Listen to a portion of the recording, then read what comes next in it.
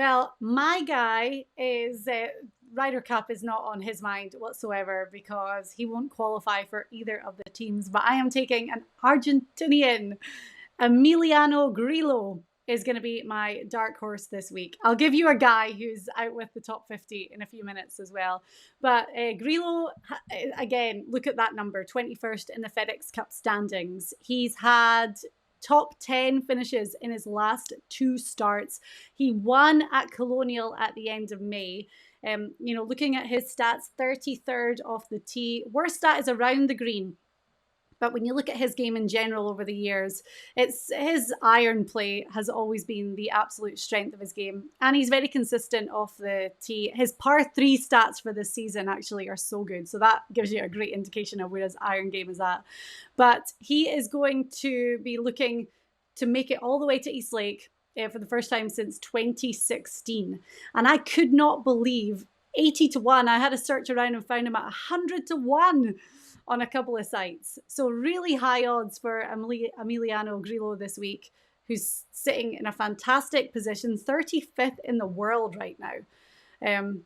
And look at that. He's played well here before, a second place finish here. So I really, really like it. I think he is going to be a definite dark horse this week at those odds.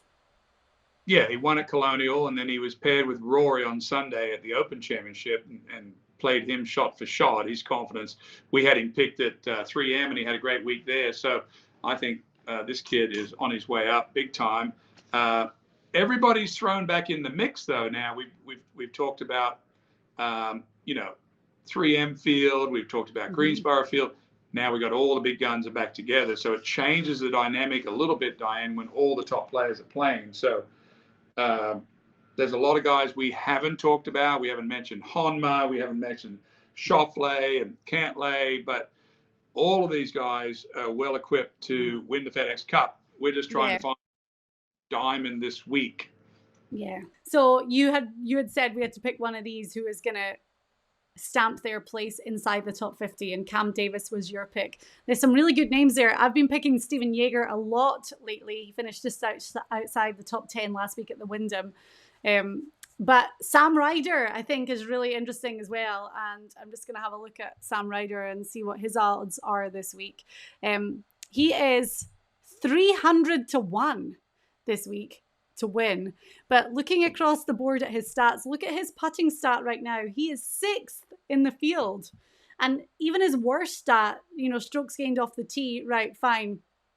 In a field of 70, 69th is definitely at the bottom end of that. But the putting stat is so good. And he has, been fighting at 300-1. I like it. Sam Ryder being someone who has had his best season on tour to date. And we saw him almost win at Torrey Pines at the start of the year. So I think if I was going to pick someone who's out with the top 50 to play their way into the BMW next week, he's the guy I'd be looking at.